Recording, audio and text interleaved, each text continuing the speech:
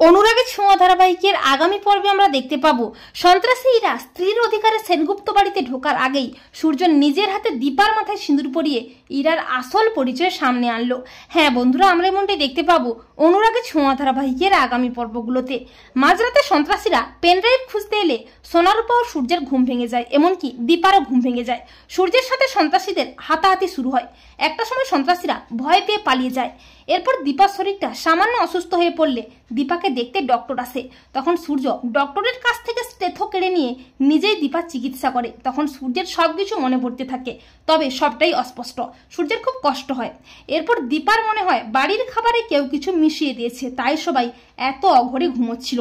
ভিক্টরের ভাবভঙ্গি চালচলন দেখে দীপার মনে সন্দেহ হয়। এরপর বাড়িতে পুলিশ আসে। বাড়ির সবাই পুলিশকে সব ঘটনা খুলে বলে। তখন পুলিশ জানায়, হ্যাঁ, বাড়ির বাইরের সিসিটিভি ফুটেজে দেখা গেছে দুজন লোক মুখে কালো কাপড় ঢেকে এসেছিল একটা গাড়িতে করে।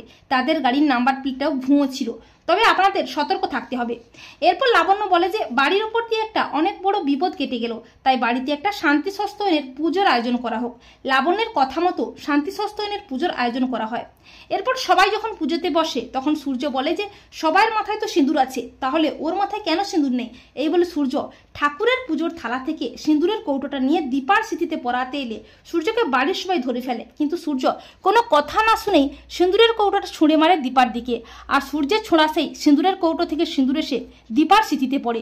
আর এটা দেখে বাড়ির সবাই অবাক হয়ে যায় ঠিকই, কিন্তু খুব খুশিও হয়ে যায়। লাবণ্য বলে ওদের ভাগ্য কোনোদিনও ওদের আলাদা হতে দেবে না। তাই তো সূর্য নিজের অজান্তে নিজের হাতে সিঁদুর পরিয়ে দীপার স্মৃতি আবারও রাঙিয়ে দিল।